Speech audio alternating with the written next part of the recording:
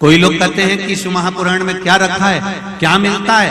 हमारा निवेदन है, एक बार 7 दिन की शिव महापुराण की कथा को किसी पंडाल में बैठकर श्रवण कर देखना, बिना दिखावे के लिए नहीं, अहंकारवश नहीं, किसी को दिखाने के लिए नहीं, केवल मन से 7 दिन की शिव महापुराण की कथा किसी पंडाल में बैठकर दिल से श्रवण कर देखना।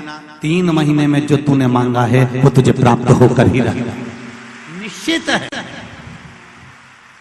बार बार ये वसुंधरा रोती है, बार बार ये पृथ्वी रोती है, बार बार ये भूमि नैनों से नीर बहाती है।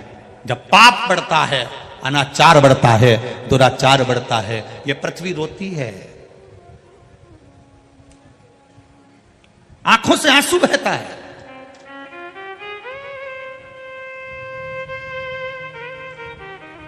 भगवान नारायण ने भगवान शिव जी के पास जाकर एक प्रार्थना करी, प्रभु एक बात बताओ, इस पृथ्वी के लिए कितनी बार अवतार लेना पड़ेगा? ये बार बार रोती है, इसको शांति कौन देगा, इसको शीतलता कौन देगा, इसको निर्मलता कौन देगा?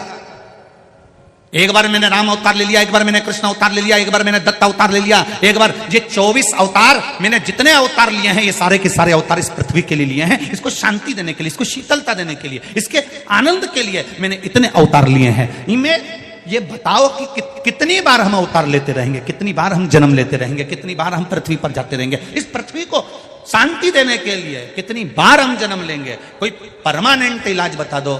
तब महादेव ने कहा, तुम चिंता मत करो, इसका परमानेंट इलाज अगर कोई बता सकता है तो वो तुमरुका जी बता सकते हैं। सारे देवता तुमरुका जी के पास पहुंचे।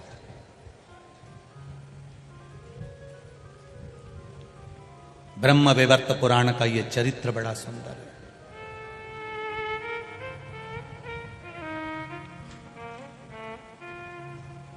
बड़ा सुंदर चरित्र है ये ब्रह्म वैवर्त पुराण का।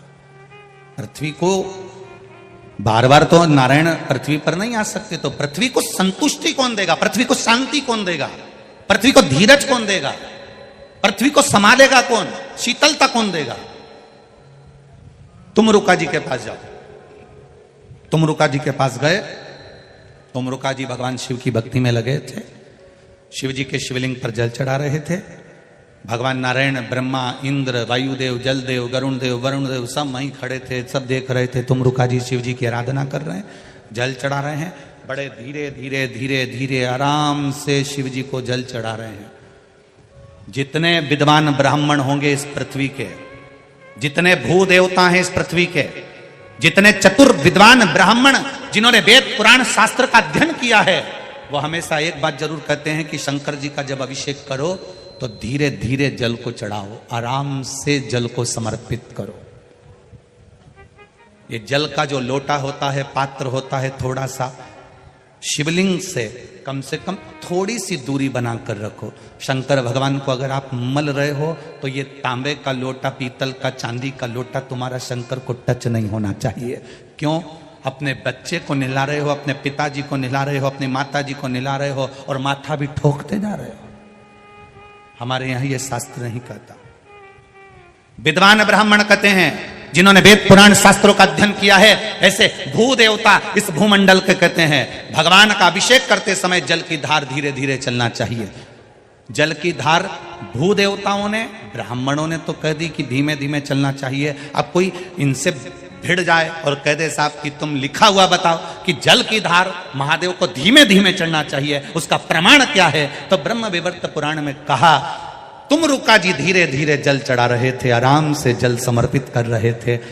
ब्रह्मा, विष्णु आदि कादिक सब ने जब तुमरुका जी उठते से उनसे पूछा, तुम ये क्या कर रहे हो? जल तो जल्दी भी चढ़ा सकते हो, फिर तुमने धीरे धीरे क्यों चढ़ाया?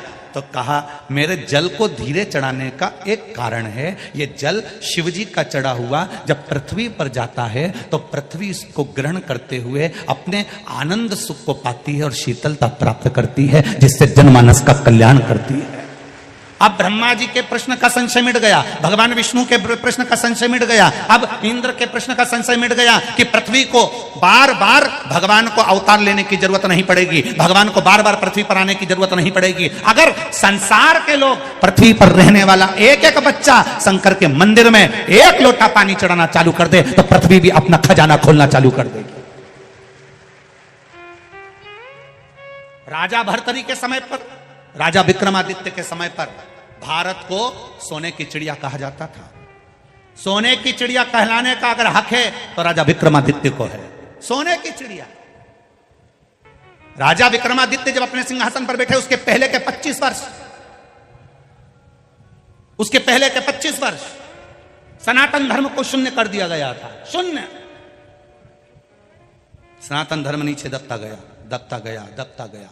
रामायण, भागवत, गीता, वेद, पुराण, ये मेरी उज्जैनी का, अवंतिका का इतिहास कहता है। पूरे भारत की भूमि पे से रामायण, भागवत, गीता, वेद, पुराण सबको छुपा दिया गया। ऐसी जगह छुपाया कि किसी के जिंदगी में जीवन भर मरते मर जाता तो ना रामायण ढूंढ पाता, ना वेद ढूंढ पाता, ना पुराण ढूंढ पाता। जो पुराण तुम सुन रहे हो ये भी नहीं मिल पाती। सारे वेद, सारे पुराण, सारे शास्त्र, महाभारत, रामायण, गीता, ये सब कुछ 25 वर्ष के अंदर, जब तक राजा विक्रमादित्य कुर्सी पर, सिंहासन पर नहीं बैठे, उसके पहले के 25 वर्ष में सबको छुपा दिया। ऐसा छुपाया, ऐसा छुपाया कि राजा भर्तरी भी नहीं ढूंढ पाए थे, उनके पिता भी नहीं ढूंढ पाए थे। जब राजा विक्रमादित्य भर्तरी के जाने के बाद सिंहासन पर बैठे तो उन्होंने पहला काम करा, एक ही चीज करी कि सबसे पहले महाभारत, रामायण, गीता, वेद और पुराण कहां छुपे हैं उसको ढूंढा जाए। पृथ्वी को उखेड़ दिया, एक एक जहां जहां पर्दे आदि आदि लगे थे, जितने जितने जो जो बने हुए थे सबको तोड़कर उन्होंने वो वेद, पुराण, गीता, रामायण, शास्त्रों को निकाला और निकालकर विद्वान ब्राह्मणों के हाथ में दे दिया, तुम पढ़ो। पढ़ने के बाद इसका प्रचार पूरे ब्रह्मांड में करो। आज वापिस सनातन धर्म अगर भारत गौरव के शिखर पर चढ़ा है तो राजा विक्रमादित्य के कहने पर चढ़ा। आज दुनिया के लोग कहते हैं हम रामायण के वक्ता, कोई कहे हम भागवत के वक्ता, कोई कहे हम शिव पुराण के वक्ता, कोई कहे हम गीता के वक्ता। विक्रमादित्य, राजा विक्रमादित्य को धन्यवाद देना चाहिए। अवंतिका की भूमि पर रेलवे स्टेशन पर शीश नवाओ तो सबसे पहले राजा विक्रमादित्य को धन्यवाद देना कि तुमने भारत की स्थापना वापिस कर दी है। राजा विक्रमादित्य को धन्यवाद देना। अवंतिकापुरी में जितनी पाठशालाएं चले उन पाठशालाओं में एक पुस्तक राजा विक्रमादित्य की भी चलना चाहिए, जिसने इस अवंतिका का निर्माण नहीं पूरे भारत पर सनातन धर्म का निर्माण करा है। ये कोई सहज है? राजा विक्रमादित्य, बस उसकी 2-3 कहानी सुना दी, 32 की कहानी सुना दी और सिंहासन की कहानी सुना दी। उसके गौरव की कहानी कौन सुनाएगा? उसके इतिहास को कौन जानेगा? उसको पहचान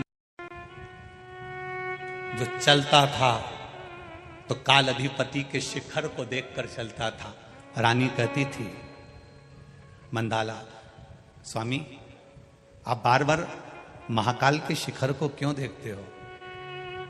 रानी से राजा एक ही बात कहता था, एक दिन मुझे भारत को उसी शिखर तक पहुंचाना है, उसी शिखर तक, उसी शिखर तक। पूरी दुनिया के शिखर देखना और एक बार मेरे महाकाल राजा का शिखर देखना। पूरी दुनिया के शिखर में केवल शिखर नजर आएगा, पर मेरे महाकाल के शिखर में एक गोल चक्र, उसमें किरणें निकलती हुई नजर आएगी, क्योंकि महाकाल के शिखर को राजा विक्रमादित्य ने कहा था मेरे भारत को शिखर तक पहुंचाना है और सूर्य की किरण जैसी फैलाना है। इसलिए आज भी महाकाल पर सूर्य की किरण का शिखर चढ़ा है।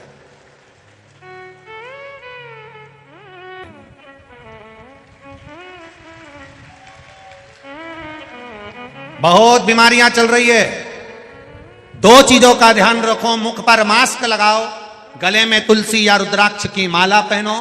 मुख पर मास्क लगाओगे तो शरीर बचा रहेगा, गले में माला पहनते रहोगे रुद्राक्ष की तो सनातन धर्म बचा रहेगा। मास्क लगाने से शरीर बचता है, गले में रुद्राक्ष पहनने से विरोधियों के भी आंखें नब जाती है, हमारा राष्ट्र आगे बढ़ता है। मुख पर मास्क हो और गले में रुद्राक्ष या तुलसी की माला हो। मास्क शरीर को बचा लेगा, एक रुद्राक्ष का मन का, एक रुद्राक्ष, एक तुलसी का मन का हमारे राष्ट्र को बचाएगा, सनातन धर्म को बचाएगा, हमारे धर्म को बचाएगा। पहचान हो जाती है, ट्रेन में सफर करो, ट्रेन में सफर करते करते पहचान हो जाएगी, गले में रुद्राक्ष पड़ा है, एक रुद्राक्ष तुम्हारे गले में पड़ा है तो लोग कह देंगे क्यों शंकर जी का उपासना करती हो? सीहोर वाले महाराज ने कहा था इसलिए रुद्राक्ष धारण करा है। सीहोर का है, उज्जैन का है, काशी का है, कोई ना कोई तुम्हारे रुद्राक्ष को देखकर बोल देगा। तुलसी की माला पड़ी है, कोई देखकर बोल देगा। गले में सोने की चेन पड़ी रहेगी, कोई नहीं बोलेगा। हार पड़ा रहेगा, कोई नहीं बोलेगा।